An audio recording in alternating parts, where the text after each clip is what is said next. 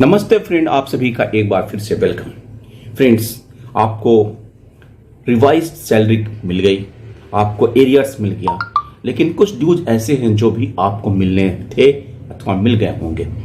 पहला तो difference in the PLI. आपको याद होगा कि 11 बाईपार्टाइट सेटलमेंट में दो बातें नहीं आई थी।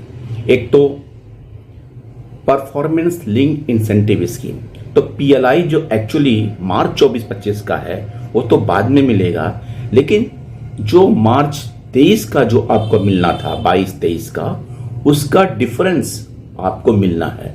सो आप ये चेंज कर लीजिए कि आपके बैंक से इसका डिफरेंस आपके अकाउंट में क्रेडिट हुआ अथवा नहीं। दूसरा था annual encashment of previous leave.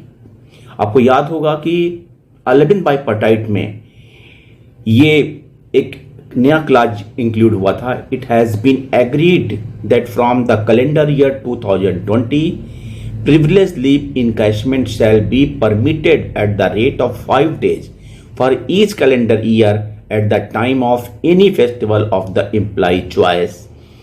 Employees who have completed 55 years of age and above shall be entitled to encash at the rate of 7 days.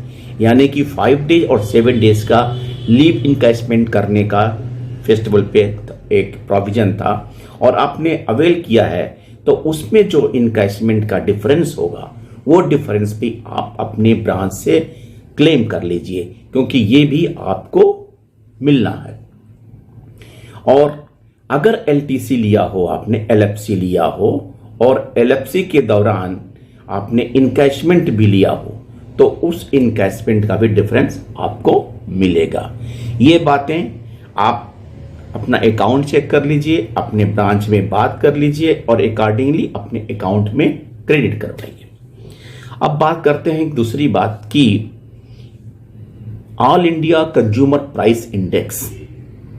ये अभी तक फरवरी 24 का डिक्लेयर नहीं हुआ है। लेबर ब्यूरो के साइट पे जाइए तो आपको जनवरी का 138.90 जो था वही शो हो रहा है, यानी कि गवर्नमेंट ने अभी फरवरी माह का डिक्लेयर नहीं किया है और मार्च माह का लगता है कि एक साथ जो 30 अप्रैल को ही डिक्लेयर होगा।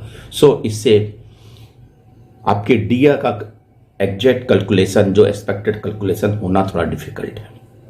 तीसरी बात हम रिटायर्ड साथियों के लिए कहना चाहते हैं कि एमसी सिंगलास केस जो पेंशन अपडेशन का था, जो मोशन हियरिंग से ठल के फाइनल हियरिंग स्टेज में था, जिसमें कि लास्ट डेट पे यानी कि 21 नवंबर 23 को कोर्ट ने कहा था कि हम इसकी मार्च में सुनवाई, फुल डे सुनवाई करेंगे और कोई डेट मार्च को लगाया जाए। तो उस केस में यह है कि अभी भी स्टिल सुप्रीम कोर्ट के साइट पे कोई नए डेट हियरिंग का डिस्प्ले नहीं हो रहा है, जबकि मार्च में सुनवाई नहीं हुई। अप्रैल का भी आज 20 तारीख है, लेकिन सुप्रीम कोर्ट के साइट पे अभी भी नेक्स्ट हियरिंग डेट का कोई भी डिस्प्ले नहीं है, कोई भी शायद डेट मेंशन नहीं है। अब यहां बात करें कि क्या सुप्रीम कोर्ट का रजिस्ट्री फेल हो गया है या सुप्रीम कोर्ट का रजिस्ट्री इस केस को हियरिंग के लिए अभी लगाना ही नहीं चाहता। कारण क्या है, डोंट नो। हाँ, लेकिन सुप्रीम कोर्ट के माननीय सीजीआई साहब जरूर कहते हैं कि हमने अपने कार्य प्रणाली में सुधार कर दिया है, आम आदमी तक हमारी पहुंच है, लेकिन 6.5 लाख पेंशनरों का केस जिस पे सबकी निगाहें टिकी हुई हैं, उसका कोई इवेंट सुनवाई का डेट तक डिस्प्ले नहीं हो रहा है। थैंक यू फ्रेंड्स, ये आज के अपडेट में। नमस्ते।